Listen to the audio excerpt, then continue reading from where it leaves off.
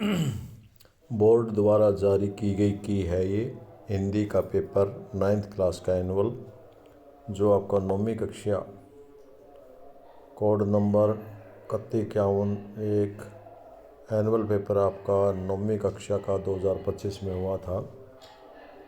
उस पेपर हिंदी के पेपर का 9th क्लास का 8 पेज में आपका सॉल्यूशन है जो बोर्ड द्वारा जारी किया गया है। आप इसको देखकर अपने पेपर का मूल्यांकन कर सकते हैं। तो ये देखिए, ये इसका निर्देश जो आपके पेपर में दिए हुए थे।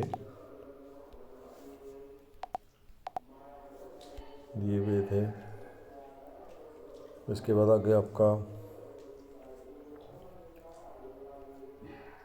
ये आगे हैं, इसके सिर्फ उत्तर दिए जाने हैं। प्रश्न पत्र तो आप सभी के पास हैं जो बोर्ड ने जारी किए हैं, प्रश्नों के उत्तर वही हैं। ये पहला मैं आपका जो प्रश्न आया था उसमें रूपक है, आपने अलंकार पूछा होगा, उसमें रूपक है। दूसरे में आव है, और इससे अगले में आपका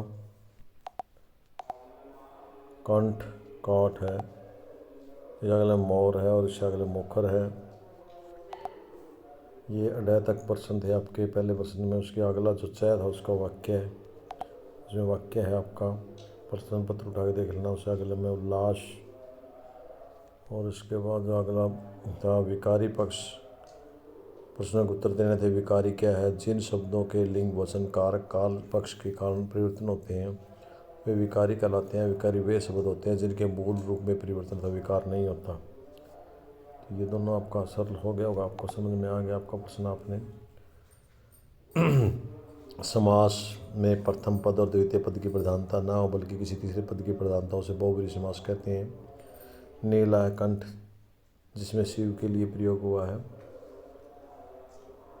ये आपका इसमें दूसरा गय में सबसे अलग रहना और बहुत लज्जित होना, ये आना था। और तीसरा गह भागा भाषा व प्रधान, जिसके द्वारा मनुष्य अपने विचार दूसरों के सामने बोलकर या लिखकर प्रकट करता है और दूसरों के विचारों को स्पष्ट रूप से समझता है, उसे वह भाषा कहलाती है। ये भाषा की परिभाषा थी। और इनमें से आपने प्रस्ताव लिखना था किसी एक विषय पर, उसमें प्रस्तावना विषय प्रतिपादन उपसार लिखना था। एक एप्लीकेशन लिखनी थी आपने, जिसमें विद्यालय का पता, विषय संबोधन, विस्तार समापन लिखना था, और या फिर पत्र भेजने वाले का पता, दिनांक और संबोधन अभिवादन करके आपको एप्लीकेशन लिखनी थी। इजी था। पत्र लिखने का कारण और विस्तार समापन ये लिखना था। ख भाग में आपने छोटे प्रश्न थे, उसमें पहला कर्म, पहले में कर्म आएगा, पहले में आपका कर्म आएगा। दूसरे में आपका परमात्मा के, और तीसरा मोर पंख, चौथा मोट, पांचवें में वसुधा, और छठे में राजेश जोशी पूछे थे, वो आएंगे। निम्नलिखित काव्यांशों का पढ़कर पूछे प्रश्न का उत्तर देना है। सरदेल सक्सेना, जो पहला प्रश्न दिया गया था आपका केस स्टडी का, वाक्यांश में से या वाक्यांश पढ़ करके जो किसकी पॉइंट थी वो सक्सेना की है। ख शक्तिज तक, बादल के आकाश से बिजली, बादल के बरसने का, ये दिया हुआ था। सातवां प्रश्न का ये उत्तर दिया आपका। मनुष्य ईश्वर को मंदिर और मस्जिद में ढूंढता फिरता है।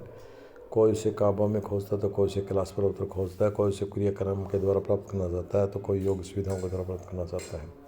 इसके हथुआ में जो प्रश्न दिया था आपका, हथकड़ियों वाला देशभक्त हथकड़ियों को पहना गहना मानते थे।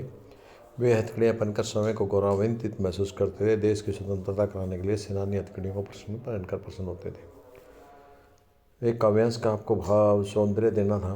उसमें भाव सौंदर्य कवि ने हरे भरे खेतों का सजीव चित्रण किया है। नीले घास और हरी फसलों के माध्यम से अद्भुत रंग योजना संतरित की है। प्रकृति का मनोहारी चित्रण किया है। इसलिए सौंदर्य तत्सम और तद्भावी शब्दों से युक्त साहित्य, हिंदी भाषा का प्रयोग, मानवीकरण, उपमा, अनुप्रांश और अलंकार, वर्णात्मक शैली का प्रयोग हुआ है। ये सब 9वां प्रश्न था आपका। ये सब रचक क्षेत्र में स्थित है और यहीं पर भगवान कृष्ण ने अपनी तरह तरह की लीलाएं रची थी। कवि अपने आराध्य श्री कृष्ण की समीपता का अनुभव सुख पाने के लिए बार बार ब्रज के वन, बाग और तालाब को अपनी आंखों से देखना चाहता है। इसलिए वह ब्रज में रहना चाहता है हर बार किसी न किसी तरह से। अगला आपका प्रश्न 10वां प्रश्न था क्षितिज में से, क्षितिज भाग 1 में से, खंड गद्य भाग में से। तो इसमें आपने विकल्प देना था। पहला कवि ऋषि मुनियों का आया था, दूसरा में नम से आया था, तीसरा में बौद्धिक।